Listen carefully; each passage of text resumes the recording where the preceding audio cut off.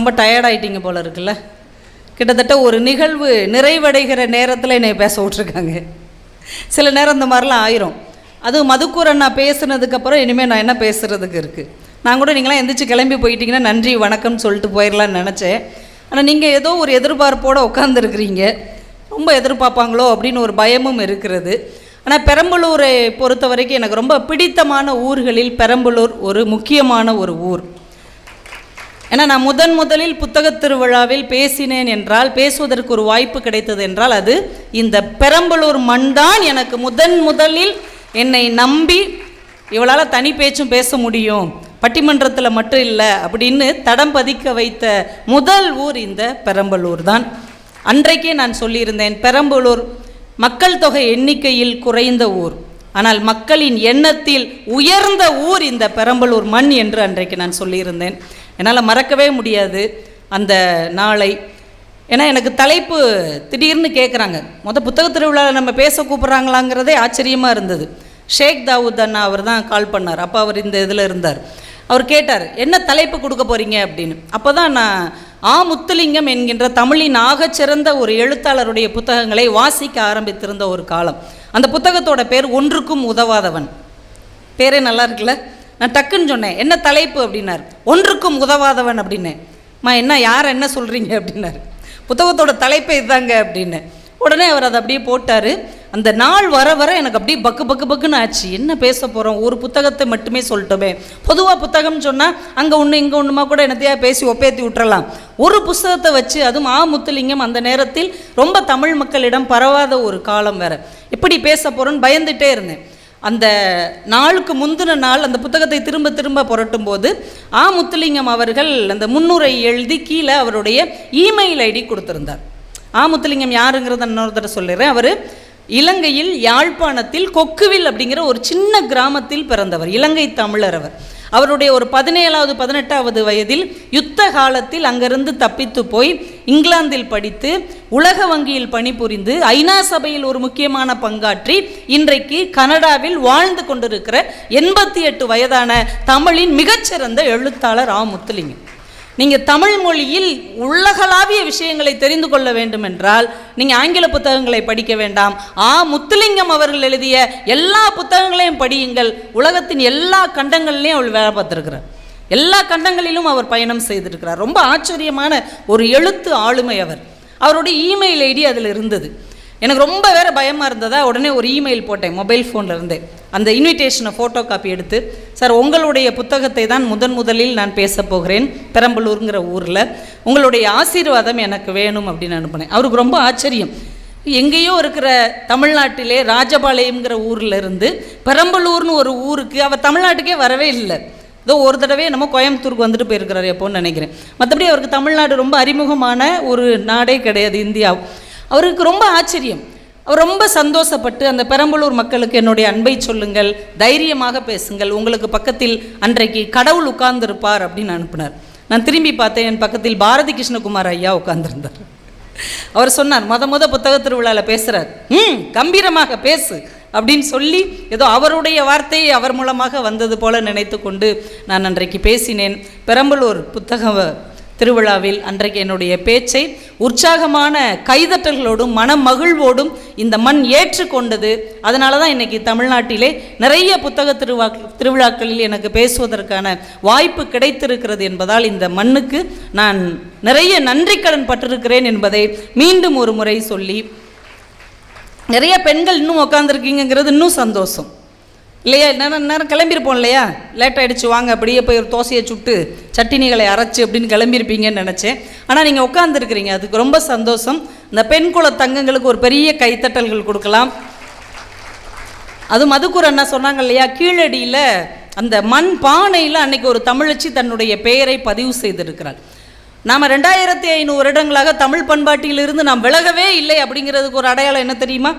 இன்றைக்கும் நம்மளுடைய பெண்கள் ஒரு ஸ்பூன் வாங்கினா கூட, ஒரு சின்ன தட்டு வாங்கினா கூட காரியம் என்ன பண்ணுவாங்க தெரியுமா? பேரை அடி, புஷ்பலதான்னு பேரை எழுது, காளியம்மான்னு பேரை அடி. ஏமா இப்படி 10 ரூபா பாத்திரத்துக்கு போய் இப்படி பந்தா பண்ணிக்கிறேன்னு வீட்டில் எத்தனையோ கணவர்கள் கோச்சிருப்பீங்க. ஆனால் இப்போ தெரிந்து கொள்ளுங்கள், எங்கள் பெண்கள் எந்த காரியம் செய்தாலும் அது தமிழ் பண்பாட்டின் தொடர்ச்சியாகத்தான் இருக்கும் என்பதை கீழடியிலிருந்து நாம் நிரூபிச்சிருக்கிறோம்.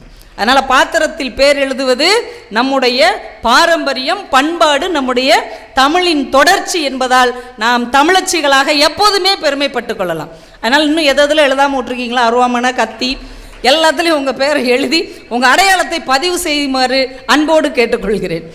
இன்னொன்று ரொம்ப சந்தோஷமான விஷயம், சுளுந்தி முத்துநாகு ஐயா இருந்தார் இல்லையா, அவர் பேச்சை நீங்கள் எந்த அளவுக்கு உள்வாங்கினீங்கன்னு எனக்கு தெரியல. நீங்கள் அவர் பேச்சை உள்வாங்கினீங்களோ இல்லையோ, வாய்ப்பு இருந்தால் இந்த புத்தக திருவிழாவில் அவர் எழுதின புத்தகம் சுளுந்தி இருக்கும். கண்டிப்பாக நீங்கள் எல்லாருமே அவருடைய ஒரு புத்தகம் வாங்கியே ஆகணும்.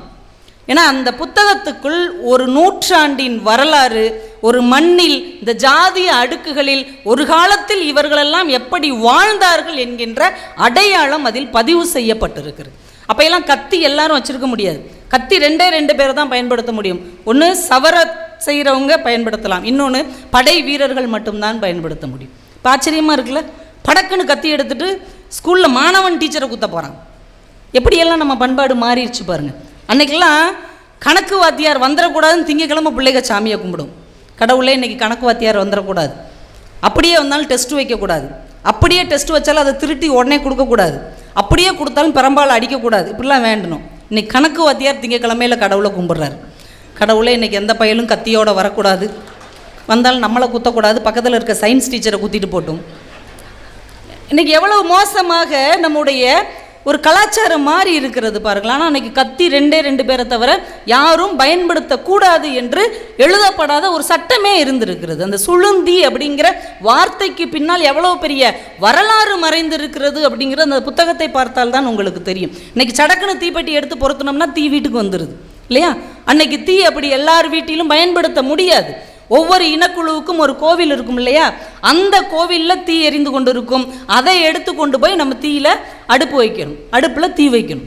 எல்லாத்துக்கு பின்னாலும் ஆச்சரியமான அடிமைத்தனங்கள் இருந்திருந்தது. தடி எடுத்தவன்லாம் தண்டல்காரன் ஒரு பழமொழி சொல்லுவாங்க இல்லையா, அது அன்னைக்கு அர்த்தமாக இருந்தது. ஒரு தடி வச்சுக்கிட்டு தண்டல்னா வரி வாங்குறவன், வரி வாங்குகிறவன் மட்டும்தான் அவ்வளவு ஆள் உயர தடி வைத்திருக்க முடியும் என்று அன்றைக்கு இருந்தது. அவ்வளவு அடக்குமுறைகளுக்கு இடையில் தான் நாமெல்லாம் வாழ்ந்து இன்றைக்கு கல்வியை படித்து இந்த அளவுக்கு வந்திருக்கிறோம். ஒட்டன் சத்திரம்னு ஒரு ஊர் இருக்கு இல்லையா, அந்த ஊருக்கு ஏன் அந்த பேருன்னு அவர் அந்த புத்தகத்தில் எழுதியிருக்கிறார். அது ஒட்டன் சத்திரம் கிடையாது, ஒற்றன் சத்திரம். ஒற்றர்கள்லாம் ஒன்று கூடி இருக்கிற இடம் சத்திரம். அது ஒற்றன் சத்திரம் என்பதுதான் காலப்போக்கில் ஒட்டன் சத்திரமாக மாறி இருக்கிறது அப்படின்னு அவர் பதிவு செய்திருக்கிறார். அவ்வளோ ஆச்சரியமான விஷயம். எங்கள் ஊரில் தெருவில் சும்மா விளாண்டுருப்பாங்களே பசங்க, அவனுங்க ஒரு வசவு வைவாங்க, அவன் கிடக்கான் வீணா போன வெங்கம்பைய அப்படிம்பாங்க. அந்த வார்த்தைக்கு எங்களுக்கும் அர்த்தம் தெரியாது, ஏதோ சாதாரண வார்த்தை போல அப்படின்னு நினச்சா அந்த புத்தகத்தை படித்த உடனே நான் ரொம்ப பதறி போயிட்டேன். இதை நான் சொல்ல முடியாது, அந்த வெங்கம்பையங்கிற அர்த்தத்துக்கு நான் சொல்லவே முடியாது. நீங்கள் அந்த புத்தகத்தை படித்தா தான் தெரியும். சில பேரை சொல்லுவோம்ல, அவன்கிட்ட பையா துட்டு கேட்ட ஈத்தர பைய அப்படிம்பாங்க தெரியுமா? இந்த வார்த்தை இன்றைக்கும் பயன்படுத்துகிறாங்கல்ல. அந்த ஈத்தர பையங்கிற வார்த்தைக்கு என்ன அர்த்தம் என்பதை சுளுந்தி புத்தகத்தில் நீங்கள் வாசிக்கத்தான் முடியுமே தவிர அதை மேடையில் சொல்லவே முடியாது. இப்போ ஒவ்வொரு வார்த்தைக்கு பின்னாடியும் எவ்வளவு ஆழமான அர்த்தங்கள் அன்றைக்கு இருந்தது என்பதை அவர் அந்த புத்தகம் முழுவதும் பதிவு செய்திருக்கிறார். கிட்டத்தட்ட ஒரு புத்தகம் வெளிவந்து கொஞ்சம் வருஷத்துக்குள்ளேயே 8 பதிப்புகள் பார்த்த ஒரு புத்தகம் என்றால் அது சுளுந்தி என்கின்ற ஒரு புத்தகம்தான். அதனால் அந்த புத்தகத்தை நீங்கள் எல்லாம் வாசிக்க வேண்டும் என்று உங்களை ரொம்ப அன்போடு கேட்டுக்கொள்கிறேன். எங்கள் சித்தப்பா ஒருத்தர் சங்கரங்கோயிலில் இருக்கிறார், அவருக்கு பார்கவிராஜன் அப்படின்னு பேர், நல்ல கவிஞர். அவர் நல்ல புத்தகம் எங்கே கிடைச்சாலும் வாங்கி ஓடி வந்து தேடி தேடி கொடுப்பார். அவர் தேடி கொண்டு வந்து கொடுத்த அந்த சுளுந்தி புத்தகம் 100 பேருக்கு அந்த ஒரு மனுஷனே வாங்கி வாங்கி கொடுத்தார். 100 பேருக்கு தேடி தேடி போய் அந்த புத்தகத்தை கொடுத்துட்டு வந்தார். நம்மளுடைய மறைக்கப்பட்ட வரலாறு, நம்முடைய ஒடுக்கப்பட்ட வரலாறு, இதை நீங்கள்லாம் படிக்கணும்னு சொல்லி எல்லாருக்கும் கொடுத்தார். அந்த புத்தகம் நிச்சயமாக உங்கள் புத்தக திருவிழாவிலும் இருக்கும். நாளைக்கு வாய்ப்பு இருக்கிறவர்கள் சுளுந்தி புத்தகம் வாங்கி முதலில் படிக்க வேண்டும். அந்த ஒரு எழுத்தாளரை இந்த மேடையில் ஏற்றி அழகு பார்த்து கொண்டிருக்கிற உங்கள் எல்லாருக்கும், மாவட்ட நிர்வாகத்துக்கும், பப்பாசி அமைப்புக்கும் ஒரு பெரிய நன்றிகளை நீங்கள் பாராட்டுகளாக, கைதட்டல்களாக தர வேண்டும்.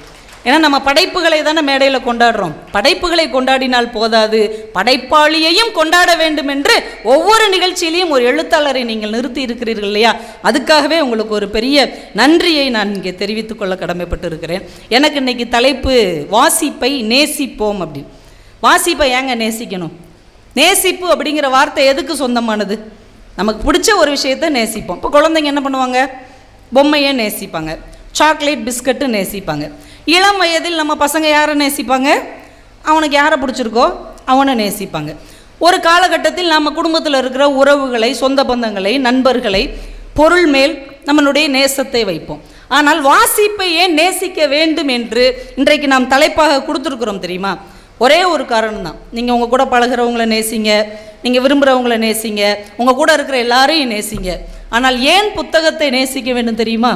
புத்தகம் ஒருபோதும் பொய் சொல்லாது, புத்தகம் ஒருபோதும் ஏமாற்றாது, புத்தகம் ஒருபோதும் முதுகுக்கு பின்னால் நின்று குத்தாது, புத்தகம் ஒருபோதும் நம்பிக்கை துரோகம் செய்யவே செய்யாது, புத்தகம் உள்ளொன்று வைத்து புறம் ஒன்று பேசவே பேசாது, புத்தகம் உள்ளத்தில் உள்ளதை அப்படியே நமக்கு சொல்லும்.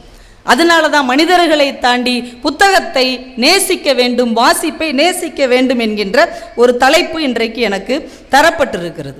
மேலோட்டமாக பார்த்து நம்ம எதையுமே முடிவுக்கு வந்துடக்கூடாது. இப்போ வேலண்டைன்ஸ் போச்சு இல்லையா, காதலர் தினம். அந்த அன்னைக்கு ஒருத்தன் அவன் நண்பன்கிட்ட சொல்லியிருக்கான், நான் இன்றைக்கி என் காதலிட்ட போய் என் காதலை சொன்னேன், எனக்கு 5 ரூபா செலவு, அவளுக்கு 500 ரூபா செலவு அப்படின்ட்டுருக்கான். சரி எல்லாரும் உனக்கு ட்ரீட் கொடுத்தாலாடா, வாழ்த்துக்கள் வாழ்த்துக்கள்னு போயிட்டாங்க. ஒருத்தன் மட்டும் கேட்டிருக்கான், அது என்னடா உனக்கு 5 ரூபா செலவு, அவளுக்கு 500 ரூபா செலவு? இவன் சொல்லியிருக்கான், நான் ஒரு 5 ரூபாய்க்கு ரோஜாப்பை கொண்டு போய் ஐ லவ் யூன்னு சொன்னேன், அவள் 500 ரூபா செருப்பை கழட்டி செவுட்டிலே அடிச்சிட்டா, அதனால தான் எனக்கு 5 ரூபா செலவு, அவளுக்கு 500 ரூபா செலவுன்னு. வெளிப்படையாக பார்க்கும்போது எதை இவன் காதலை அவள் ஏற்றுக்கொண்டது மாதிரி சொல்லிட்டு போயிடுறான். ஆனால் உள்ளார்ந்து போய் பார்க்கும்போது அதற்கு அர்த்தமே மாறுபாடாகி விடுகிறது. மற்றவங்க பேசுகிற வார்த்தையை வைத்து, நாம் பார்க்கிற வார்த்தையை வைத்து மேலோட்டமான முன்முடிவுகளுக்கு நாம் ஒருபோதும் வரவே கூடாது. ஒரு ஹோட்டலில் நைட் நேரம் இல்லையா, நம்ம ஹோட்டலில் தான் சாப்பிட போகிறீங்க எனக்கு தெரியுது, நீங்கள் ஏன் வீட்டுக்கு போகாமல் உட்காந்துருக்குறீங்க அப்படின்னா, லேட் ஆயிடுச்சு, இனிமேல் போய் தோசை சுட முடியாது, இனிமேல் போய் சட்னி அரைக்க முடியாது, அப்படியே போகிற வழியில் ஹோட்டலில் சாப்பிட்டு போயிடுவோங்கிறதுக்காகத்தான் நீங்கள் இங்கே உட்காந்துருக்குறீங்க. எனக்கு அது நல்லாவே தெரியுது, ஏன்னா நம்மளும் இப்படி தானே மெயின்டைன் பண்ணிக்கிட்டு இருக்கோம். ஒருத்தர் நைட்டு வீட்டில் பார்சல் வாங்குறதுக்காக ஹோட்டலில் நின்றுக்கிட்டு இருக்கிறார். வேகமாக வந்த ஒருத்தர் பார்சல் கேட்குறாரு, அண்ணே 2 புரோட்டாவை சின்ன சின்னதாக பிச்சு, அதில் கொஞ்சம் சால்னா ஊற்றி ஊற வச்சு, அதுக்கு மேலே ஒரு புரோட்டாவை பிச்சு போட்டு மேலே கொஞ்சம் எலும்பு வச்சு ஊற வச்சு பார்சல் கட்டி வைங்க, இந்த வந்துடுறேன்ட்டு போயிட்டார். இவரும் புரோட்டா வாங்க வந்த ஆள் தான், பார்த்துருக்குறாரு, சரி ரொம்ப வித்தியாசமான ரசனையாக இருக்கே, நல்லா இருக்கும் போலன்னு எனக்கு அதே மாதிரி பார்சல் பண்ணுங்கன்னு வாங்கிட்டார். வாங்க வந்தவர் வாங்கிட்டு கிளம்புறாரு. இவர் கேட்டிருக்காரு, ஏங்க இது வித்தியாசமாக நீங்கள் இந்த மாதிரி பார்சல் பண்ண சொல்கிறீங்க, ரொம்ப டேஸ்ட்டாக இருக்குமோ, ரொம்ப ருசியாக இருக்குமோன்றிருக்கார். இவர் சொல்லியிருக்காரு, எனக்கு என்னங்க தெரியும், எங்கள் நாய்க்கு எப்பயுமே இப்படி தான் போடுவான், நீங்கள் எதுக்கு வாங்கினீங்க, நீங்களும் நாய்க்கு தான் வாங்கியிருக்கீங்களான்னு கேட்டிருக்காரு. அவர் ஆமாம் எங்கள் வீட்டு நாய்களுக்கு தான் நானும் வாங்கியிருக்கேன் அப்படின்ட்டு போயிருக்கிறார். அதனால் மேலோட்டமாக ஒரு மனிதன் பேசுகிற பேச்சை, நாம் பார்க்கிற வாழ்க்கையின் முறைகளை வைத்து நாம் ஒரு முடிவுக்கு வந்துவிடக்கூடாது. புத்தகம் உள்ளார்ந்த அற்புதங்களை தனக்குள் அடக்கியது என்பதை வாசித்து பார்த்தால்தான், அதற்குள்ளே இருக்கிற அர்த்தத்தை உள் உணர்ந்து பார்த்தால்தான் நம்மால் உணர்ந்து கொள்ள முடியும். புத்தகம் பாருங்கள், செவ்வகமாக இருக்கும், இல்லை சதுரமாக இருக்கும். ஒரு அறிஞன் சொன்னான், சதுரமாக செவ்வகமாக நம்ம வீட்டில் ஒரு ஜன்னல் இருக்கும் இல்லையா, அந்த ஜன்னலை நீங்கள் திறந்தால் உங்கள் வீதி மட்டும்தான் தெரியும். ஆனால் புத்தகம் என்கின்ற இந்த ஜன்னலை திறந்தால் உலகமே உங்களுக்கு காட்சி அளிக்கும் என்றால் புத்தகம் அவ்வளவு ஆற்றல் நிறைந்தது. ஒரு புத்தகத்துக்குள்ளே உலகத்தின் அத்தனை விஷயங்களையும் உங்களால் பார்க்க முடியும். இன்னொரு அறிஞன் சொன்னான், என்னுடைய வீட்டை அழகுபடுத்த புத்தகத்தை தவிர வேறு ஒரு சிறப்பான பொருளை நான் கண்டதே இல்லை. நம்ம வீட்டை அழகுபடுத்தணும்னா என்ன பண்ணுறோம்? ஒரு மீன் தொட்டி வாங்கிட்டு வந்து வைக்கிறோம், ஒரு ஃப்ளவர் வாஷ் வாங்கிட்டு வந்து வைக்கிறோம், ஏதாவது அழகு பொம்மைகள் வாங்கிட்டு வந்து வைக்கிறோம். ஆனால் இந்த பொருட்களை எல்லாம் விட நாலந்து புத்தகங்களை வாங்கி கொண்டு வந்து ஒரு அலமாரியில் வையுங்கள், அதை போல உங்கள் வீட்டை அழகுபடுத்தக்கூடிய சாதனம் எதுவுமே கிடையாது. இந்த அலமாரியில் அடுக்கி வைக்கணும். இன்றைக்கும் இவ்வளவு நாம் வளர்ந்துருக்கிறோம், ஆனால் வீடு கட்டும் போது எத்தனை பேர் புத்தகத்துக்கு என்று ஒரு அறையை நாம் ஒதுக்கி இருக்கிறோம்? சமீபத்தில் வீடு கட்டின எத்தனை பேர் புத்தகம் வைப்பதற்கு என்று ஒரு அறையை வைத்திருக்கிறோம்? சமையலறை இருக்குது, பூஜை அறை இருக்குது, இந்த வேண்டாத பொருட்களை எல்லாம் போட்டு வைப்பதற்கு கூட ஒரு அறை இருக்கிறது இல்லையா, ஸ்டோர் ரூம் அப்படின்னு பேர் வச்சுருக்கோம். ஆனால் யாராவது லைப்ரரி ரூம் அப்படின்னு யாராவது வீட்டுக்குள்ளே கட்டியிருக்கிறோமா?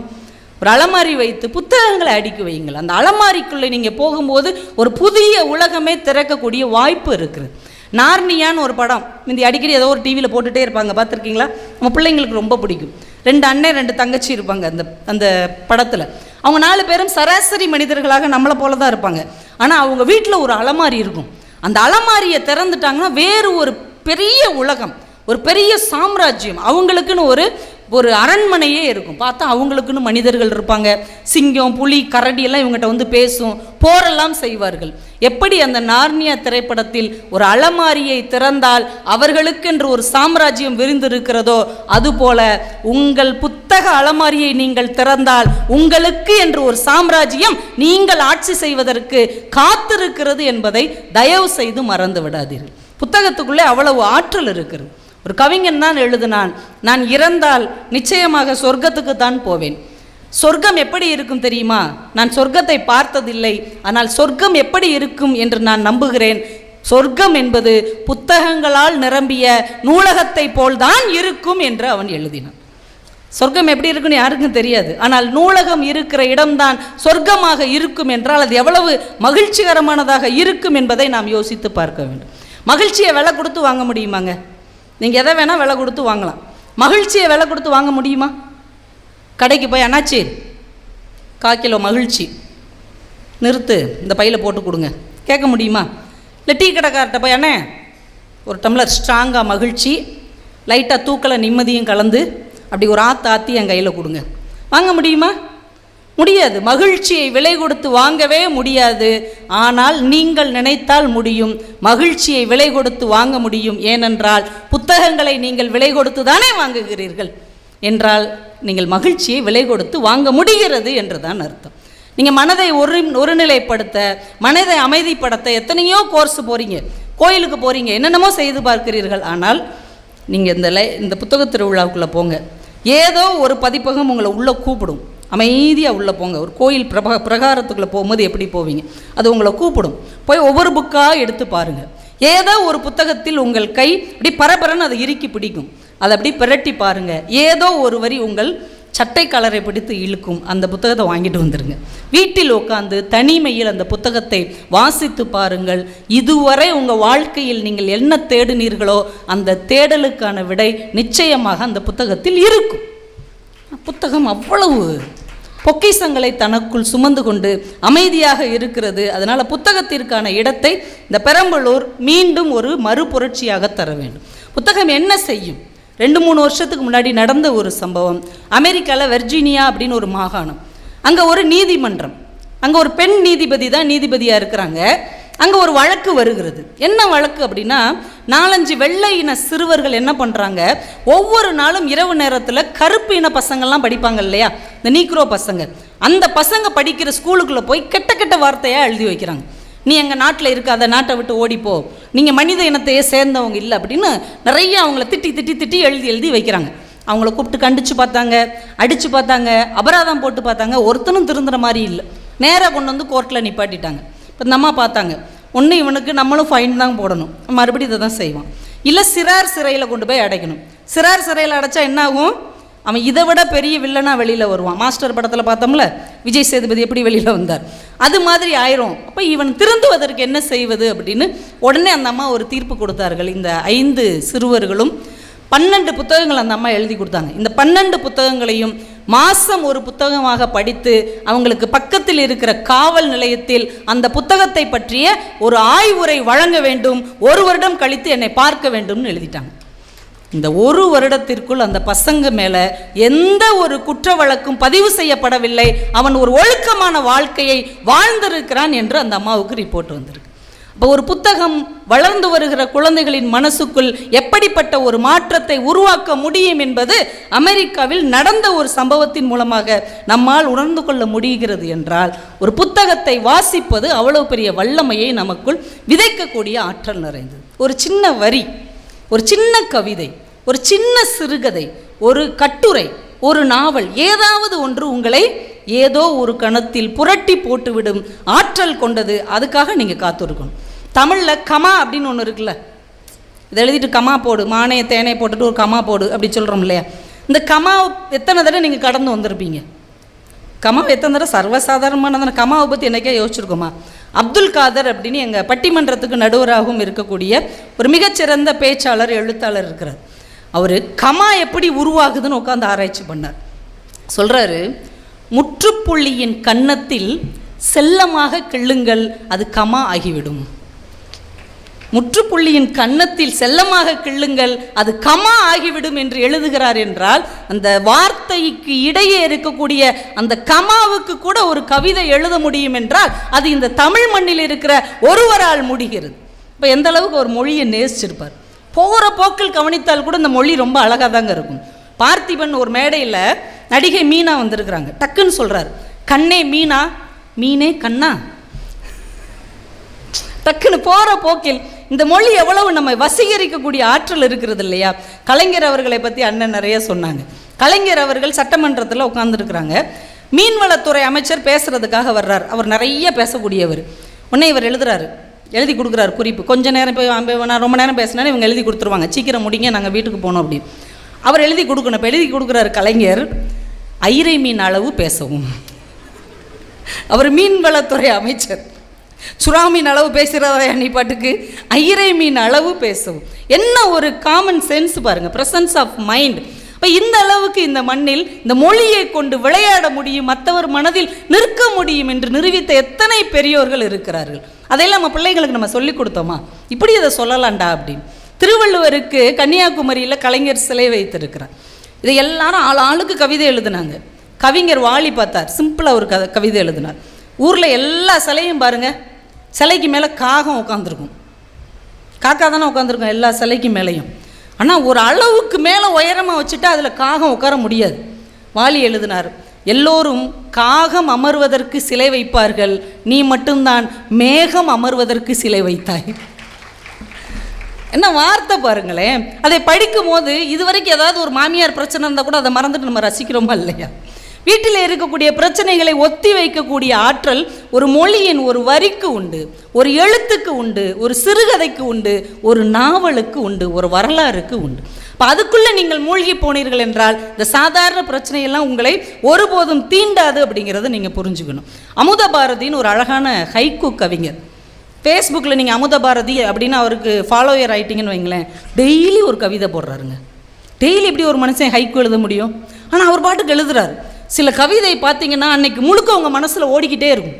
ஒரு கவிதை எழுதியிருந்தார், 3 வரி தான், ஹைக்கூ தெரியும்ல, 3 வரி தான். விஷத்தை பாய்ச்சும் பாம்பு உணவு தருகிறது பாம்பாட்டிக்கு.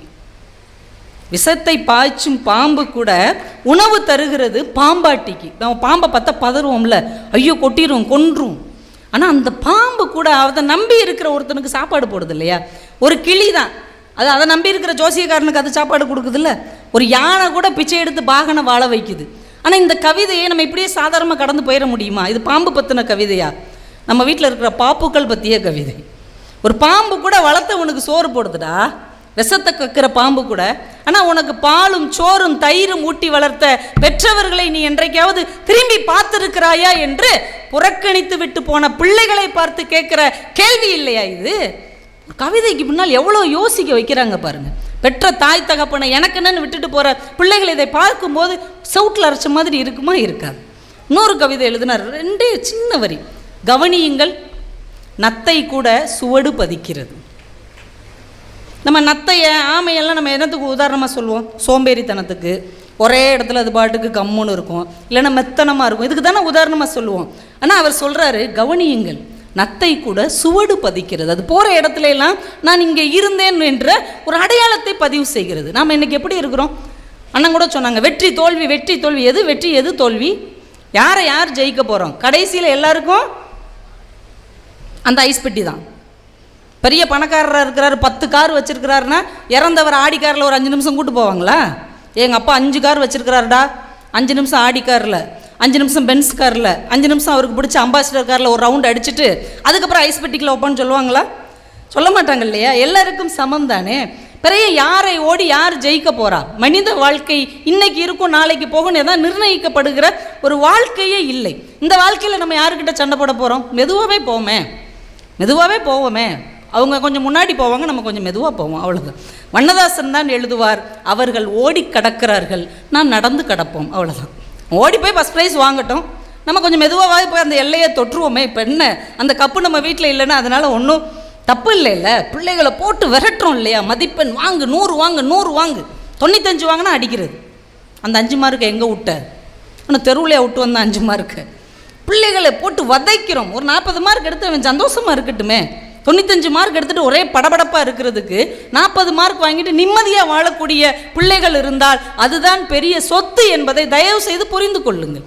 95 100 மார்க் எடுத்துகிட்டு இன்றைக்கி பிள்ளைங்க பூரா அமெரிக்காலையும் கனடாலையும் லண்டன்லையும் செட்டில் ஆயிடுச்சு. கொரோனாவில் பெற்ற தாய் தகப்பன் செத்ததுக்கு ஒருத்தனும் வர முடியலை. இந்த 35 மார்க் எடுத்து ஃபெயிலாக போய் கிடந்தான் பாருங்க, அவன் தான் தாய் தகப்பனுக்கு மருந்து வாங்கிட்டு வந்து கொடுத்தான். நல்ல மார்க் எடுத்தவன் பூரா வெளிநாட்டில் உட்காந்துக்கிட்டான். இந்த மக்கு பிள்ளைங்க தான் உட்காந்து அம்மா அப்பாவுக்கு ஓடி ஓடி கபசுர குடிநீரும் நிலவேம்பு கஷாயம் வாங்கி அப்பா குடிப்பா குடிப்பா எப்படியா பிழைச்சிக்கோப்பான்னு ஆறுதல் சொன்னது எல்லாமே சரியாக படிக்காத பிள்ளைகள் தான். அக்கா அவங்கள நல்லா படிக்கிறாங்கன்னு குறை சொல்லலை. எல்லாவற்றுக்குள்ளும் இருக்கக்கூடிய ஒரு தன்மையை நாம் உணர்ந்து கொள்ள முடியும். எல்லாரும் ஃபஸ்ட் ரேங்க் எடுக்க முடியாது. அப்போ அவனுக்குன்னு ஒரு வாழ்க்கை இந்த உலகத்தில் இருக்கும் தானே, அந்த வாழ்க்கையை அவன் வாழட்டும் என்று அவர்களை அனுமதிப்பது தான் வாழ்க்கையில் சந்தோஷமான ஒரு விஷயமாக இருக்க முடியும். ஏன்னா அந்த பிள்ளைகள் வளர்ந்து வளர்ந்து பாருங்கள், வாயை மூடிட்டு இருங்கம்மா கொஞ்சம் நேரம், ஏம்மா அமைதியாக இருங்கம்மா, வயசானா சும்மா இருக்க மாட்டிங்களா? இந்த வார்த்தை எல்லா வீட்லேயும் சொல்வதை இப்போலாம் கவனிக்கிறீங்களா? வயசானா அமைதியாக இருக்க மாட்டிங்களா? ஏன் அம்மாவுக்கு இப்போ தான் வயசாகுதா? நீ பிறக்கும் போதே அவங்களுக்கு 20 வயசுக்கு மேலே ஆயிடுச்சுல்ல, ஏன் இப்போ உனக்கு வயசாகுதுன்னு தெரியுது தெரியுமா? இனிமேல் அவங்களால பிரயோஜனம் இல்லை. எப்போ அம்மா அப்பாவால் நமக்கு பிரயோஜனம் இல்லை என்று தெரிகிறதோ அப்போ பிள்ளைகள் சொல்லுகிறார்கள், வயசானா கொஞ்சம் அமைதியாக இருங்களேன், சத்தமெல்லாம் இருக்க மாட்டிங்களா, ஏன் நீங்கள் பிரச்சனை பண்ணுறீங்க, ஏன் இனிமேல் இவங்களால இவர்களுக்கு பிரயோஜனம் இல்லை. நீங்கள் தமிழில் காணாவுக்கு அடுத்து ஒரு எழுத்து வரும்ல, காங்க சாங்க அப்படிலாம் ஒரு வார்த்தை வரும்ல, அந்த எழுத்துக்கு ஏதாவது பயன்பாடு இருக்கா? சங்கு இங்கு மங்கு, அந்த இங்கு தான் நிறைய பயன்படுத்தப்படும். அங்கனம் எங்கனம் அப்படின்னு சொல்லும்போது அந்த ஞாவுக்கு ஒரு இடம் இருக்கும். அதுக்கப்புறம் வர்ற ஞாங்க அப்படிலாம் இருக்குல்ல, அதை எங்கேயா பயன்படுத்தி நீங்கள் பார்த்துருக்கீங்களா? அதுக்கு எதாவது பயன் இருக்கா? கிடையவே கிடையாது. அப்படி வார்த்தையே கிடையாது. ஆனால் ஏன் அந்த வார்த்தையை நம்ம வச்சுக்கிட்டு இருக்கிறோம்? கால உள்ள வார்த்தை எல்லாமே பயன்படும், சால உள்ள வார்த்தை எல்லாமே பயன்படும். ஆனால் அந்த ஞாவும் பயன்படவே செய்யாது. ஆனால் ஏன் அதை வச்சுக்கிட்டு இருக்கோம்? அதையும் சேர்த்து தான் 247 எழுத்துக்கள் தமிழுக்குன்னு ஏன் சொல்கிறோம்? வீட்டில் ஒருத்தங்களால் பயன் இருக்கும், ஒருத்தங்களால் பயன் இருக்காது. இருந்தாலும் இவர்கள் எல்லாரும் சேர்ந்தது தான் நம்முடைய குடும்பம் என்பதை நாம் உணர்ந்து கொள்ள வேண்டும் என்பதற்காகத்தான் நம்ம மொழி கூட பயன்பாடே இல்லாட்டாலும் அந்த எழுத்துக்களை இழுத்துக்கிட்டே அழையுது. பயன்பாடு இல்லைன்னு தூக்கி எரிஞ்சிட முடியுமா? அப்போல்லாம் எரிய முடியாது. அவங்க நம்மளோடு சேர்ந்தவர்கள். ஒருத்தன் நல்லா படித்து நல்லா இருப்பான், ஒருத்தன் உருப்படாமே தான் இருப்பான் கடைசி வரைக்கும். ஆனால் பெத்த தாய் அவனை விடவே மாட்டாங்க, பார்த்துருக்கீங்களா? நல்லா வேலையில் இருக்கிறவன் பின்னாடி போகவே மாட்டாங்க. அந்த ஊதரை பிள்ளை பின்னாடியே தான் அந்த அம்மா அலைஞ்சிக்கிட்டே இருக்கும். ஏன்? அதுவும் சேர்த்து தான் என் பிள்ளை, அவனையும் தானே இந்த வயிற்றில் நான் சுமந்தேன். இதைத்தான் நம்முடைய மொழி நமக்கு கற்றுக் கொடுக்கிறது. பயன்பாடே இல்லாத எழுத்தையும் சேர்த்து தாண்டா தமிழ் என்கின்ற மொழி உன் கையில் கொடுக்கப்பட்டிருக்கிறது. இப்போ வீட்டில் ஒருத்தனை பிரயோஜனம் இல்லை அப்படிங்கிறதுக்காக அப்படியே அத்து விட்டுறக்கூடாது, கழட்டி விட்டுறக்கூடாது என்பதை நம் மொழியின் எழுத்துக்கள் கூட நமக்கு கற்றுக் கொடுக்கறதுனா எவ்வளோ ஆச்சரியமான விஷயம். இன்றைக்கி நம்ம நிறைய இழந்து போன சில விஷயங்கள் என்ன அப்படின்னா, மனிதர்கள் மீதான நம்பிக்கை.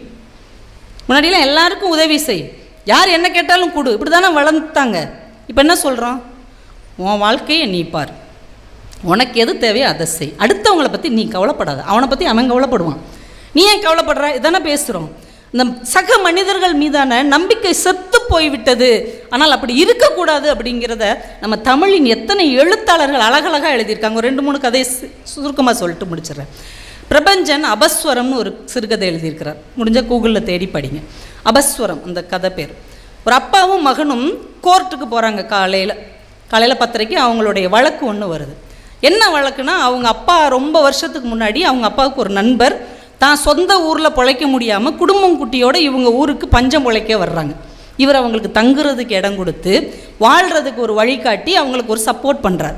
அவர் கொஞ்சம் கொஞ்சமாக தன்னை நிலைநிறுத்திக்கிட்டு இருக்கிறார். சுந்தரேசன் மாமா, இந்த பிள்ளைங்க மாமான்னு தானே கூப்பிடும். அவர் நல்லா வரும்பொழுது ஒரு பிஸ்கட் கம்பெனியுடைய ஏஜென்சி அவருக்கு கிடைக்குது. இப்போ அதுக்கு அட்வான்ஸ் பணமாக 1 லட்ச ரூபா கட்டணும். தான் வீடு அடமானம் வைக்கிறதுக்கு ஒரு சேட்டுக்கிட்ட போகிறார். அந்த சேட்டு சொல்கிறாரு, யாரையா ஜாமீன் கூட்டுவா இதே ஊரை சேர்ந்தவங்கள, அவங்க ஜாமீன் கையெழுத்து போட்டால், அப்போ ரொம்ப அதிரடியாக இருக்கு, அவங்க ஜாமீன் கையெழுத்து போட்டால் உனக்கு 1 லட்ச ரூபா தர்றேன் அப்படின்னு அந்த சேட்டு சொல்லிட்டார். அந்த சுந்தரேசே மாமாங்கிறவர் இவர்கிட்ட வர்றார். வழக்கம் போல் நீ தானப்பா எனக்கு உதவி செய்கிற, இப்போவும் உதவி செய், ஒரு ஜாமீன் கையெழுத்து மட்டும் நீ போட்டு கொடுத்துரு, அவன் பணம் தருவான், அந்த பிஸ்கட் கம்பெனி ஏஜென்சி எடுத்துக்கிறேன் அப்படின்னு. இப்போ இந்த மனிதர் சொல்கிறார், இந்த மகனோடு இருக்கிறார் இல்லையா, அந்த மனிதர் சொல்கிறார், நீ உன் வீடு அடமானம் வச்சு தான் அவங்ககிட்ட கடன் கேட்குற, அவன் உன்னையே நம்பாமல் என்னையே நம்புகிறான்னா அப்போ உனக்கு என்னடா மரியாதை இருக்குது? அந்த இடத்துல நான் போய் கையெழுத்து போட்டு கொடுத்தா இப்போ ஏன் நண்பன் மேலேயே எனக்கு நம்பிக்கை இல்லைன்னு தானே அர்த்தமாயிரும். விடு, உனக்கு 1 லட்ச ரூபா தானே வேணும், உன் வீடு அடமானம் வச்சு அதுக்கு நான் கையெழுத்து போடுறத விட என் வீடு அடமானம் வச்சு 1 லட்ச ரூபா உனக்கு வாங்கித்தரேன். நீ சம்பாதிச்சு லாபம் வந்தோடனே கட்டுறா, என் வீடு நீ மீட்டி கொடுறா. இல்லைடா அப்படிலாம் வேணும், எல்லாம் வேணாண்டா, என் வீடு அடமானம் வச்சு தர்றேன். எந்த கிறுக்குனாது இப்படி சொல்லுவானா? அந்த ஆள் சொல்கிறார், சொல்லி தான் வீடு அடமானம் வச்சு 1 லட்ச ரூபா நண்பனுக்கு கொடுத்துட்றாரு. அவர் அந்த 1 லட்ச ரூபாயை வச்சு செம்மையாக வாழ்கிறார். சொந்தமாக 2-3 வீடு வாங்குறாரு, மாருதி கார் வாங்குறாரு, ஓஹோன்னு வாழ்கிறாங்க. பிள்ளைகளுக்கு மனைவிக்கெலாம் நகையாக வாங்கி போடுறார். ஆனால் இவன் வீட்டை திருப்பியே தரமாட்டேங்கிறார். இவரும் கொஞ்ச நாள் பொறுத்து பார்த்து வட்டிக்கு மேலே வட்டி ஏறி அந்த சேட்டு இவருக்கு நோட்டீஸ் அனுப்புகிறார். இவர், என்னடா வீட்டை திருப்பி கொடுறா, உனக்காகத்தானே அந்த 1 லட்ச ரூபா வாங்கி கொடுத்த, எப்போ வாங்கி கொடுத்த? உன் வீட்டை அடமானம் வச்சு நீ எனக்கு வாங்கி கொடுத்தியா? இது யாரை நம்ப சொல்கிற? இவருக்கு அப்படியே அதிர்ச்சி ஆயிடுது. வேறு சொந்த பந்தங்கள் எல்லாம் சொல்லி கோர்ட்டில் கேஸ் போட்டுடுறாங்க. கேஸ் இழுக்கும்ல, வழக்கு இழுன்னு இழுத்துக்கிட்டே தானே இருக்கும். கோர்ட்டு கேஸுனாலே இழுத்துக்கிட்டே தான் இருக்கும். எங்கள் பேராசிரியர் தான் ஒரு நகைச்சுவை சொல்வார். ஒரு கோர்ட்லேருந்து வழக்கறிஞர் வெளியில் ஓடுறாரு, கேஸ் கொடுத்தவர் பின்னாடியே ஓடிருக்காரு. ஐயா எப்படியாவது இந்த வழக்கை சீக்கிரம் முடிச்சு கொடுங்க ஐயா, எப்படியாவது முடிச்சுங்க, ஏன் அவசரப்படுற, நடக்கிற வரைக்கும் நடக்குயா? ஐயா 18 வருஷமாக நடந்துக்கிட்டு இருக்கியா, இது எங்கள் அப்பா உங்கள் அப்பா கிட்ட கொடுத்த கேஸு, 2 கேஸும் போய் சேர்ந்துருச்சு, இப்போ நம்ம நடத்திக்கிட்டு இருக்கோம். என் மகனும் வழக்கறிஞருக்கு படிச்சுக்கிட்டு இருக்கான், உனக்கு ஒரு மகன் இருக்கான்ல, நடத்துவாங்கய்யா அப்படின்னு இருக்கிறார். இந்த கேஸ் இழுன்னு இழுத்து இன்றைக்கி கிட்டத்தட்ட அந்த எதிராளியும் வந்துடுறார். அவரை நீதிமன்றத்தில் கூண்டில் ஏற்றுறாங்க. இவர் வீடு அடமானம் வச்சு பணம் உங்களுக்கு கொடுத்தாங்களான்னு. என் வீடு இருக்கும்போது எதுங்க அவர் வீட்டை அடமானம் வச்சு நான் பணம் வாங்கணும்? அப்படிலாம் கிடையவே கிடையாது, அவங்க பொய் சொல்கிறாங்க அப்படின்றார். இவர் அப்படியே அதிர்ச்சியோடு நிற்கிறார். இப்போ சேட்டு என்ன செய்வீங்களோ தெரியாது, எனக்கு வட்டியும் முதலும் வேணும். இப்போ தன் நண்பன் மூஞ்சுக்கு முன்னாடி சத்தியம் பண்ணி பொய் சொன்ன உடனே இவர் கூண்டில் ஏறி சொல்கிறார், எவ்வளவு வட்டியோ எவ்வளவு முதலோ மொத்தமாக சேர்ந்து 30 நாளில் நானே கொடுத்துட்றேன் நீதிபதி அவர்களே அப்படின்னு சொல்லிட்டு வெளியில் வந்துடுறார். மகனுக்கு அப்படியே படபடன்னு வருது. இப்போ நம்மக்கிட்ட அவ்வளோ பணம் இல்லைல்லப்பா, ஏன்ப்பா, அவன் அப்படி சொல்லிட்டான்ல, இனிமேல் என்ன பண்ணுறது, பணம் முக்கியம் இல்லைடா, விட்றா, கொஞ்சம் கொஞ்சமாக சம்பாதிச்சுக்கலாம், அம்மாக்கிட்ட சொல்லாத அப்படின்னு வீட்டுக்கு கூட்டு வந்துடுறார். வீட்டுக்கு சாப்பிட உட்காந்துருக்குறாங்க. அந்த ஏமாத்தினார்ல அவருடைய மனைவி காரில் இறங்குறாங்க. இறங்கி நிறைய நகை போட்டிருக்காங்க. வீட்டுக்குள்ளே வர்றாங்க. அண்ணே அப்படின்ட்டு, வாமா தங்கச்சி உட்கார் சாப்பிடுங்கிறார். உட்காந்த உடனே அவங்க கழுத்தில் போட்டிருக்க செயின், தோடு, வளையல் எல்லாத்தையும் கழட்டி வைக்கிறாங்க. ஆனால் இது 1 லட்ச ரூபா பெருமானமான்னு தெரியாது, ஆனால் எவ்வளோ இருக்கோ அதை விற்று நீங்கள் கடனை அடைங்கண்ணே, எங்கள் வீட்டுக்காரர் உங்களை ஏமாற்றிட்டார் பாருங்களேன், நட்டாத்தில் நாங்கள் நிற்கும் போது நீங்கள் எங்களை காப்பாற்றுனீங்க, ஆனால் அந்த மனுஷன் உங்களை ஏமாற்றிட்டார், இதை வச்சுக்கிட்டு எதாவது சமாளிங்க. அவர் சொல்கிறார், இந்த நகையெல்லாம் நீ என்கிட்ட கொடுத்துட்டு உன் புருஷன்ட்ட போய் என்ன சொல்வேன்? அவனை எவ்வளோ கேவலமாக திட்டுவான், தப்பாக கூட பேசுவான் இல்லையா? நம்மளுடைய அண்ணன் தங்கை உறவை கூட அவன் தவறாக பேசிடுவான். தயவு செஞ்சு நீ என் அண்ணனை மதிச்சேன்னா அதை எடுத்துகிட்டு போயிடு அப்படிம்பார். அண்ணா எடுத்துகிட்டு போயிடு. திரும்ப எடுத்துகிட்டு அந்த அம்மா வாசலுக்கு போகும். இவர் வழி அனுப்ப போவார். நின்று திரும்பி கேட்பா, அண்ணே நீங்கள் வயிறறிஞ்சு எதாவது சொல்லிட்டீங்கன்னா எங்கள் வாழ்க்கையே வீணாயிருண்ணே, உங்களுக்கு வருத்தம் இல்லைல்லண்ணே? இருக்குமா, ஒரு சின்ன வருத்தம். என்னண்ணே? எவ்வளோ அன்பான எங்கள் நட்பில் இந்த 1 லட்ச ரூபா பணம் ஒரு விரிசலாக போயிடுச்சு இல்லையா, அந்த ஒரு வருத்தம் தான் இருக்கிறதே தவிர வேறு எந்த வருத்தமும் இல்லை, அவனை நான் ரொம்ப கேட்டதாக சொல்லுமா. இதோடு அந்த கதை முடிஞ்சிடும். 1987 பிரபஞ்சன் இப்படி எழுதியிருக்கிறார். கிட்டத்தட்ட அவர் எங்கேயாவது பார்த்த ஒரு மனிதரை பற்றி தான் எழுதியிருப்பார். நீங்கள் 80களில் இப்படிப்பட்ட மனிதர்கள் ஒவ்வொரு குடும்பத்திலையும் இருந்திருப்பார்கள். ஒரு பெரியப்பாவாக, ஒரு சித்தப்பாவாக, ஒரு மாமாவாக, நம்ம அப்பாவோ யாரோ ஒருத்தங்க தான் சொத்தை அவங்களுக்கு கொடுத்துட்டு ஏமாந்து போய் அதை பற்றி எந்த வருத்தமும் இல்லாமல் அவன் நல்லா இருந்தால் இருந்துட்டு போட்டும் விடு இப்படி சொல்லுகிற மனிதர்கள் இருந்தார்கள் இல்லையா? ஆனால் இன்னைக்கு எப்படி இருக்கிறது நம்முடைய வாழ்க்கை?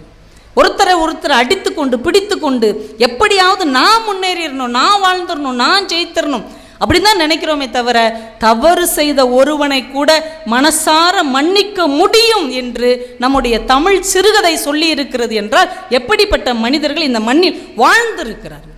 இன்னும் முன்னாடி போனோன்னு வைங்க, ஒரு 30 வருஷம் 1950 தி ஜானகிராமன் ஒரு கதை எழுதியிருக்கார். கிட்டத்தட்ட இதே பேஸ் பண்ணி கடன் தீர்ந்தது அப்படி. நீங்கள் சதுரங்க வேட்டைன்னு ஒரு படம் வந்தது தெரியுமா? ஒருத்தங்களை ஏமாற்றணும்னா என்ன செய்யணும்? அவங்க ஆசையை தூண்டணும். சுந்தர தேசிகர்னு ஒரு நல்ல மனிதர் இருப்பார். அந்த ஊரில் எல்லாருக்கும் பஞ்சாயத்து சொல்ல, பிரச்சனைகளை தீர்க்க, சைவ சித்தாந்தம் படிக்க, தேவாரம்லாம் பாடிக்கிட்டு நல்ல மனுஷனாக தான் இருப்பார். அவரை ஒரு ரியல் எஸ்டேட் பண்ணுற ஒரு புரோக்கர் அந்த காலத்தில் உள்ளவர். இந்த பக்கத்து ஊரில் ஒரு வயல் வருது, ஒரு குழி 4 ரூபா 50 காசு தான். அந்த காலத்து 1950களில் பார்த்துக்கோங்க. 2.5 வேலி நிலம் இருக்குது, யாருக்கும் தெரியாது.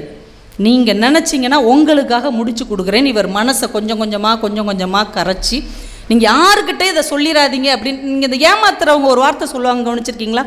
இதை உங்களுக்கு மட்டும்தான் சொல்கிறேன், இதை நீங்கள் யாருக்கும் சொல்லிடாதீங்க. இந்த வேலை வாங்கி கொடுக்குறேன்னு சொல்கிறவங்க, பதவி வாங்கி தரேன்னு சொல்கிறவங்க, சொத்து வாங்கி தரேன்னு சொல்கிறவங்க உங்களை ஏமாற்ற போகிறாங்க அப்படின்னா அவங்க சொல்கிற முதல் வார்த்தை, இது உங்களுக்கு மட்டும்தான் சொல்கிறேன், இதை நீங்கள் யாருக்கிட்டையும் சொல்லாதீங்கன்னு சொல்லிட்டாங்கனாலே ஒரு நாள் நீங்கள் இதை எல்லாத்தையும் சொல்லி அழப்போறீங்கன்னு அர்த்தம். இந்த ஆள்கிட்ட அதே மாதிரி சொல்லி 1000 ரூபாய் 2000 அவர் தங்கிட்ட இருக்கிற எல்லா சொத்தையும் விற்று வெண்ட கொடுத்துருவார். அந்த வயலை கூட்டு போய் காமிப்பார். அந்த காட்சி அழகாக இருக்கும். இந்த கதையை நீங்கள் படிங்க, அதனால் நான் முழுசாக விவரித்து சொல்லலை. கடன் தீர்ந்தது அந்த கதை பேர். நீங்கள் இதில் கூட எடுத்து பாருங்கள், கூகுளில் தேடி பாருங்கள் வரும். அந்த வயலை போய் காட்டுவார் பாருங்கள், யாரோ ஒருத்தனுடைய வயல், அது கோயில் நிலம்.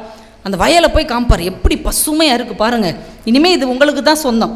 குத்தகைக்காரன் ஓடி வருவான், அவன் சொல்லுவான், ஐயா நீங்கள் விலைக்கு வாங்கினோடனே என்னை அம்மோன்னு விட்டுறாதீங்கய்யா. இவர் அதெல்லாம் கவலைப்படாதப்பா, நீயே மெயின்டைன் பண்ணிக்கோ, நெல் மட்டும் கரெக்டாக கணக்கு சொல்லிடு. அது சரிங்கய்யான்னு கை கட்டி சொல்லுவான். இவர் இந்த பக்கம் வந்தோடனே அவன்கிட்ட 10 ரூபா வாங்கிட்டு அவன் சொந்த ஊருக்கு போயிடுவான். இப்படியே அவரை ஏமாற்றி ஒரு கட்டத்தில் டெய்லி வீட்டுக்கிட்டு வந்துக்கிட்டு இருந்தவன் ஒரு வாரத்துக்கு ஒருக்கா வருவான், அப்புறம் மாதத்துக்கு ஒருக்கா வருவான், அப்புறம் வரவே மாட்டான். அதுக்கப்புறம் தான் ஊரில் ஒவ்வொருத்தரையாக கூப்பிட்டு கேட்பார், அவன் எங்கப்பா அப்படின்னு. அவனை ஏன் தேடுறீங்க, அவனை நம்பி காசு எதுவும் கொடுத்துருக்கீங்களா? 100 ரூபா 200 ரூபா கொடுத்துருந்தா அதோட விட்டுருங்க. அவன் சரியான ஃப்ராடு, நிறைய பேரை ஏமாற்றிட்டு ஓடி போயிட்டான். அவருக்கு அப்படியே ஹார்ட்டே நின்ன மாதிரி ஆயிரும், அப்படியே அதிர்ந்து போய் நிற்பார். என்னங்க என்னாச்சு? அவனை நம்பி 20,000 ரூபா கொடுத்துட்டேன்டா, பக்கத்து ஊர் நிலத்தை வாங்கி தரேன்னு சொல்லி 20,000 ரூபா வாங்கிட்டு போயிட்டான், சொத்தெல்லாம் விற்று அவனுக்கு கொடுத்துட்டேன், ஐயோ அவன் ஓடி போயிட்டானே அப்படின்னு ஊரில் உள்ள எல்லாரும் சேர்ந்து இவருக்காக போலீஸில் கம்ப்ளைண்ட் கொடுப்பாங்க. அவனை தேடி கண்டுபிடிச்சி அடித்து இழுத்துட்டு வந்தால் அவன்கிட்ட ஒரு பைசாவும் இருக்காது. ஏமாத்தினவன் கையில் எந்த பைசாவும் இருக்காது. எல்லாத்தையும் செலவழித்து ராமேஸ்வரம் வேதாரண்யம் எல்லாம் போய் இருக்கிற ஹோட்டல்லாம் சாப்பிட்டு லைஃப்பை அனுபவிச்சுட்டு ஒன்றும் இல்லாமல் போயிடுவான். நாளாக ஆக என்ன ஆகும்னா அவனுக்கு உடம்பு முடியாமல் போய் ஒரு மோசமான வியாதி வந்து படுத்த படுக்கே ஆயிடுவான். இன்றைக்கோ நாளைக்கோன்னு அவன் சாக கிடப்பான். யார்? ஏமாத்தினவன். இந்த ஏமாந்தவர் இருப்பார் இல்லையா, இப்போ நம்மளாக இருந்தால் என்ன செய்வான்? கடவுள் பார்த்துக்கிட்டு தாண்டா இருக்கான், என்னை ஏமாத்தினேல, என் வயிற்றுச்சல் விழுந்தேல இருந்தால் சாக கிடக்கிறேல இதானே நம்ம வார்த்தை. இவர்கிட்ட சொல்லுவாங்க, உங்களை ஏமாத்தினவன் சாக கிடக்கான், எப்படி பார்த்தாலும் 2-3 நாளில் செத்து போயிடுவான். என்னடா சொல்கிற, ஆள் ஆகிருதியாக இருப்பான்ல, இருப்பான். ஏமாத்தின துட்டு எத்தனை நாள் என் உடம்புல நிற்கும், சாவை கிடக்கிறான்.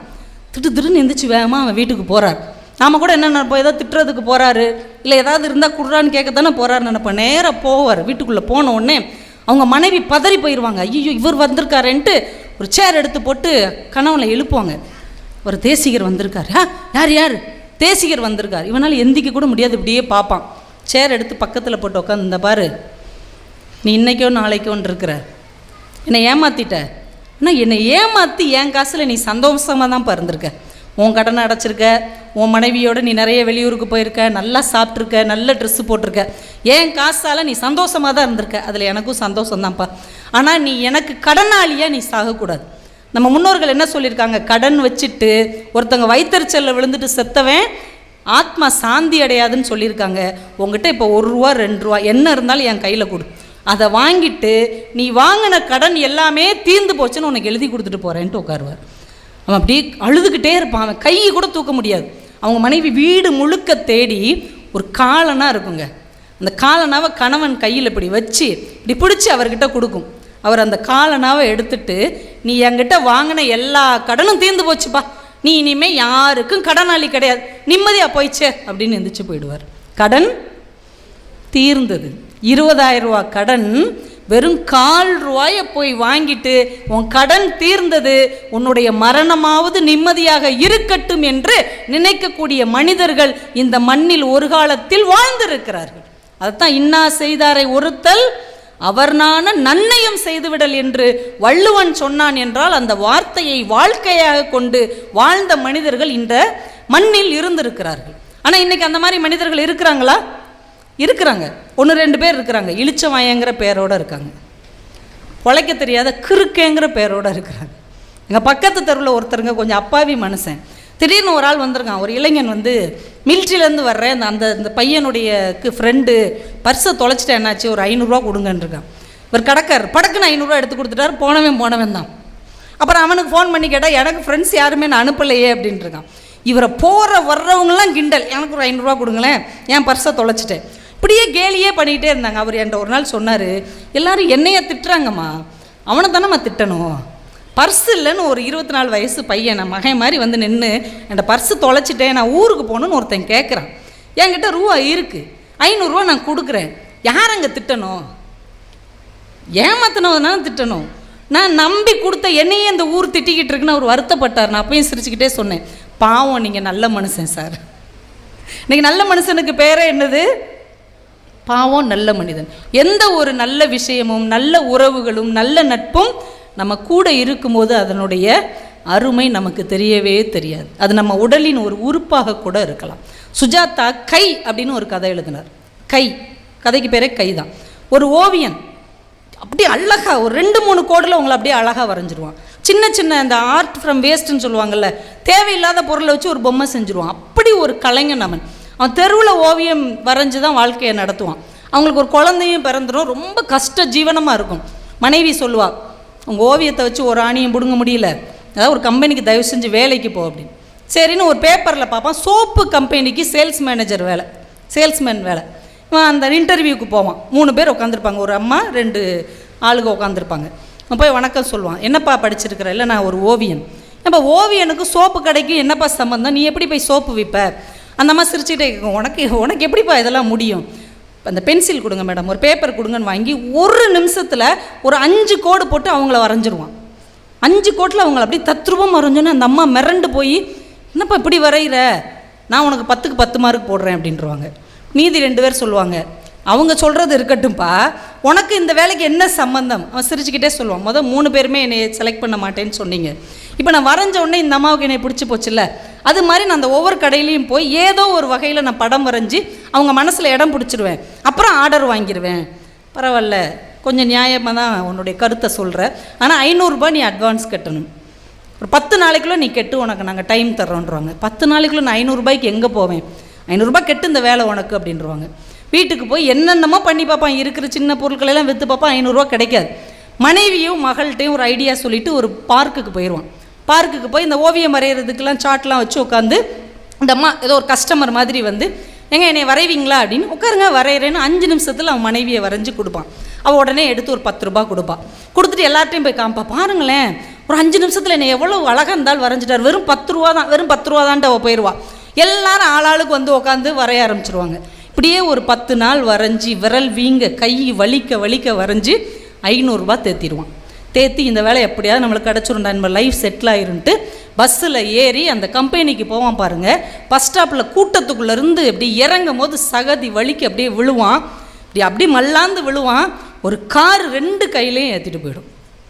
2 கையிலையும் கரெக்டாக அந்த உள்ளங்கையிலையும் ஏற்றிட்டு போயிடும். அப்படியே மயங்கிடுவான். ஹாஸ்பிட்டல் கொண்டு போய் பார்த்தா 2 கையுமே இருக்காது. எதை வச்சு இவன் ஓவியன் ஆனானோ, எது இவனுடைய வாழ்க்கையினே நம்பிக்கொண்டிருந்தானோ, இப்போ அந்த 2 கையுமே இல்லை. இன்னொருத்தங்களை நம்பி நம்ம எப்படி வாழ்கிறதுன்னு 2 நாள் மன உளைச்சலுக்கு ஆளாகி ஒரு நாள் நைட்டு 12 மணிக்கு மெதுவாக எழுந்திரிச்சு அந்த ஹாஸ்பிட்டல் மாடியில் போய் குதிக்க போவான். அவன் கால் 2 காலையும் ஏதோ 2 கைகள் பிடிக்கும். திரும்பி பார்த்தா அவன் மகன் நின்றுட்டுருப்பான். என்னடா, ஏன்பா குதிக்க போகிற, ஏன்பா சாக போகிற? அப்பாவுக்கு கையே இல்லைல்லம்மா, அப்பா எப்படிம்மா வாழ முடியும், இந்தாப்பா என் 2 கையை வச்சுக்கிட்டு வாழ்ப்பா அப்படிங்க வந்துக்குள்ள. அவருக்கு அப்படியே மனசே கேட்காது. சரிடா வாடா, உனக்காக நான் வாழ்கிறேன்டான்ட்டு வீட்டுக்கு வந்து வாயில் ப்ரஷ் வச்சு வரைய பழகுவான். கொஞ்சம் கொஞ்சமாக வரைய பழகி அவன் என்ன ஓவியம் வரைவான் தெரியுமா? ஒரு கையை வரைவான். அது வரைக்கும் அவன் வாழ்நாளில் கையை வரைஞ்சதே கிடையாது. எல்லாரையும் வரைவான், பொருட்கள் வரைவான், ஆனால் கையின்னு ஒன்று தனியாக வரைஞ்சதே கிடையாது. ஆனால் வாயிட்ட ப்ரஷ் வச்சு பழகி அவன் கையை வரைவான். இந்த பாப்பா கேட்கும், என்னதுப்பா கை வரைஞ்சிருக்க, இது யாரோட கை? அதுக்கு அவன் ஒரு பதில் சொல்லுவாங்க, யாரோட கையாக இருந்தால் என்னம்மா, கையுமா. யாரோட கையாக இருந்தால் என்னம்மா, அது கையுமா. ஏன்னா தன்னிடம் இப்போது கை இல்லை என்பதை அது இல்லாத போதுதான் அவனால் உணர முடிந்தது என்று சுஜாதா அந்த கதையை முடித்திருப்பார். இப்போ நம்மக்கிட்ட அந்த கை இருக்கிற வரைக்கும் என்னைக்காவது உணர்ந்திருக்கோமா? ஆனால் அந்த கையில் ஒரு வலி வரும்போது தான் ஐயோ கையின்னு ஒன்று இருக்குன்னே நம்மளுக்கு தெரியும். அது மாதிரி தான் நல்ல உறவுகள், நல்ல நண்பர்கள், நல்ல மனிதர்கள், நல்ல பழக்கங்கள் நம்ம கூட இருக்கும்போது அதோட அருமை நமக்கு தெரியவே தெரியாது. அப்படி ஒன்றே இல்லைன்ற ஒரு சூழ்நிலை வரும்போது தான் அதோடைய அருமை தெரியும். இதையே நான் அந்த புத்தகத்துக்கு கொண்டு வர்றேன்னா, ஒரு ஆங்கில நாவல் 1953 ஒருத்தர் எழுதினார், ரே பிராட்பரி அப்படின்னு ஒரு ஆங்கில எழுத்தாளர். இதோட முடிச்சிருவோம். 451 டிகிரி ஃபாரன்ஹீட் அந்த கதை பேர். Fahrenheit 451 degree. இப்போ செல்சியஸ்னால் குளிர்நிலையை குறிப்பது, ஃபாரன்ஹீட்னா என்னது, வெப்பநிலையை குறிப்பது. இந்த 451 டிகிரிங்கிறது என்னன்னா, ஒரு தாளை நீங்கள் எரிச்சிங்கன்னா எவ்வளவு கொதிநிலையோ அது 451 டிகிரி ஃபாரன்ஹீட். இந்த கதையோடைய தலைப்பு இதுதான். ஒரு நாடு இருக்கும், அந்த நாட்டில் திடீர்னு அந்த அரசாங்கத்துக்காரங்க என்ன முடிவு பண்ணுவாங்கன்னா, இந்த மக்களை நம்ம முட்டாளாக வச்சுருக்கணும், இவங்க சிந்திக்கவே கூடாது, சிந்திச்சாங்கன்னா கேள்வி கேட்பாங்க, கேள்வி கேட்டாங்கன்னா ஆட்சியை மாற்றுவாங்க, கடைசி வரைக்கும் நம்ம தான் இவங்களை ஆட்சி செய்யணும்னா இவங்களை சிந்திக்க விடக்கூடாது, சிந்திக்காமல் இவங்க இருக்குன்னா என்ன செய்யணும், இவங்களை படிக்க விடக்கூடாது, இவங்களை படிக்க விடக்கூடாதுன்னா என்ன செய்யணும், புஸ்தகமே இவங்க வீட்டில் இருக்கக்கூடாது அப்படின்னு ஒரு புதிய துறையை உருவாக்குவாங்க. தீ எரிப்பு துறை, தீ அணைப்பு துறை தான் நம்ம கேள்விப்பட்டிருக்கோம். தீ எரிப்பு துறைன்னு ஒரு பெரிய வண்டி, அதில் வீரர்கள்லாம் இருப்பாங்க. யார் வீட்டில் புத்தகம் இருக்கோ அங்கேருந்து ஒரு அபாய மணி அடிக்கும். இந்த வண்டியில் எல்லாம் போய் புத்தகத்தை எல்லாம் இழுத்து போட்டு எரிச்சு போட்டு வந்துடுவாங்க. யார் புத்தகம் வச்சுருக்காங்களோ அவங்கெல்லாம் குற்றவாளிகள், புத்தகம் இல்லாதவங்க நிம்மதியாக வாழலாம், படிக்காதவங்க சந்தோஷமாக வாழலாம். ஏன்னா அவங்க முட்டாள்களாக தானே இருப்பாங்க, சிந்திக்கவே மாட்டாங்களே, நிம்மதியாக இருப்பாங்க. இப்போ அந்த தீயணைப்பு படை வீரனாக ஒருத்தர் இருப்பான், அவன் தான் அந்த கதைக்கு கதாநாயகன். அவன் ரொம்ப ஆர்வமாக போய் தேடி பிடிச்சி புத்தகத்தெல்லாம் எரிச்சிக்கிட்டு இருப்பான் ஆசை ஆசையாக. ஒரு வீட்டுக்குள்ளே ஒரு கிழவி இருப்பாங்க, அவங்க வீட்டில் ஒரு 50 புத்தகம் இருக்குதுன்னு கேள்விப்பட்டு போயிடுவாங்க எரிக்கிறதுக்கு. அதை எரிக்க போகும்போது அந்த பாட்டி அவ்வளவு சண்டை போடும் இவங்கக்கிட்ட, புத்தகங்கள் தான்ப்பா வரலாறு, அது இல்லைன்னா நம்ம எப்படி வாழ்ந்தோன்னே தெரியாது, புத்தகத்தை எரிக்காதீங்க எரிக்காதீங்கன்னு காலில் கையிலையுமா விழும் போ அப்படின்னு அந்த பாட்டியை தள்ளி விட்டுட்டு எரிப்பாங்க பாருங்கள். அந்த நெருப்பில் விழுந்து அந்த பாட்டி இறந்து போயிடும். இவனுக்கு அப்படியே ஷாக் ஆகிடும், தான் உயிரை கொடுக்குற அளவுக்கு புஸ்தகம் ரொம்ப பெருசு அப்படின்னு எரியாமல் இருக்கிற ஒரு புத்தகத்தை யாருக்கும் தெரியாமல் ஒளித்து வைத்து தான் வீட்டில் கொண்டு போய் வச்சுக்குவான். அப்படியே ஒவ்வொரு இடத்துலையும் போய் எரிக்க போகும்போது 1 புக்கு 2 புக்கு எடுத்துகிட்டு வந்து வாசிக்க ஆரம்பிப்பான். வாசிக்க வாசிக்க இந்த மனித குலம் எப்படி தோன்றியது, இது எப்படி வாழ்ந்தது, எப்படி வாழ வேண்டும் என்கின்ற உண்மையெல்லாம் இவனுக்கு தெரிய ஆரம்பித்து கொஞ்சம் புத்திசாலித்தனமாக பேசுவான். இது அவன் மனைவிக்கு பிடிக்காது. கணவர்கள் புத்திசாலித்தனமாக பேசினா மனைவிகளுக்கு பிடிக்காது. உடனே அந்த அம்மா போட்டு கொடுத்துரும், இந்த ஆள் புத்தகத்தை வச்சுருக்கான் அதனால தான் புத்திசாலித்தனமாக பேசுகிறான்னு போட்டு கொடுத்த உடனே இவனை பிடிக்கிறதுக்கு காவல்துறை வரும். தப்பிச்சு காட்டுக்குள்ளே ஓடிடுவான்.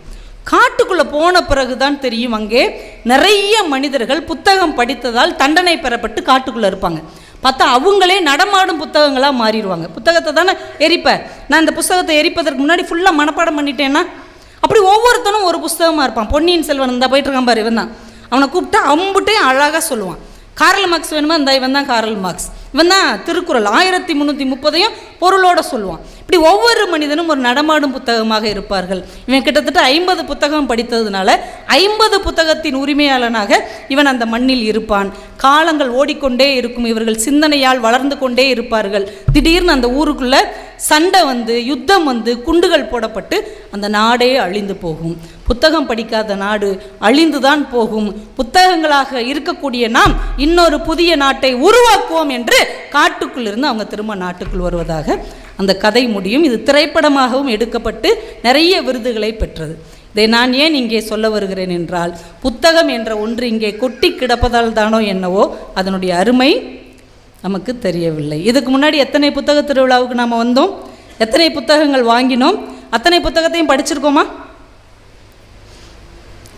மனசாட்சியை தொட்டு சொன்னோன்னு வைங்களேன், நிச்சயமாக வாங்கிய புத்தகங்களை நாம் முழுவதுமாக படிக்கவில்லை. 1 புக்கோ 2 புக்கோ இன்னும் படிக்காமல் தான் நம் அலமாரியில் இருக்கிறது.